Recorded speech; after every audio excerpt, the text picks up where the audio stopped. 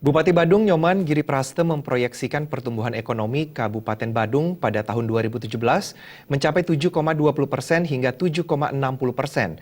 Penjelasan tersebut disampaikan Bupati saat rapat paripurna DPRD Badung dengan agenda pokok penjelasan Bupati Badung terhadap rancangan kebijakan umum dan prioritas plafon anggaran sementara APBD Badung tahun anggaran 2017.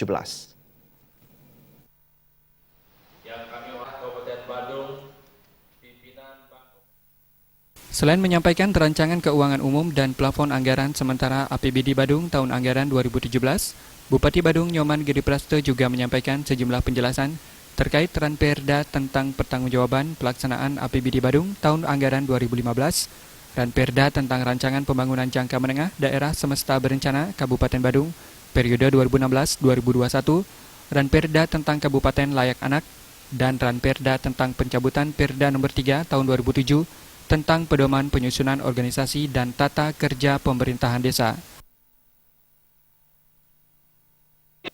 2017 nanti APBD kita nggak 4 triliun lagi, udah 5 triliun. Saya kekurangan lagi 40 miliar aja. Udah selesai jadi 5 triliun. Kami akan minta kepada pemerintah pusat untuk urus masalah DAU. DAU itu adalah kewenangan pemerintah pusat untuk memberikan pegawai negeri secara konstitusi. Itu lagi 300 miliar lebih. Dan begitu juga kami akan optimalkan pajak. Pajak itu salah satunya adalah pajak bawah tanah dengan pemasangan dengan web yang sekarang online system. Begitu juga dengan salah satunya ini kami contohkan, salah satunya bisa rumah kos. Kalau rumah kos itu kami contohkan nih, rumah kos itu ada rumah kos, tamu itu yang ke Badung, itu dia nginap di rumah kos itu sebulan 3 juta. 3 juta sebulan. Kalau hitungan kami per hari kan hanya 100.000. Itu kan hanya 100.000. Kalau memang harus menginap di hotel, itu kan 1.500 per hari.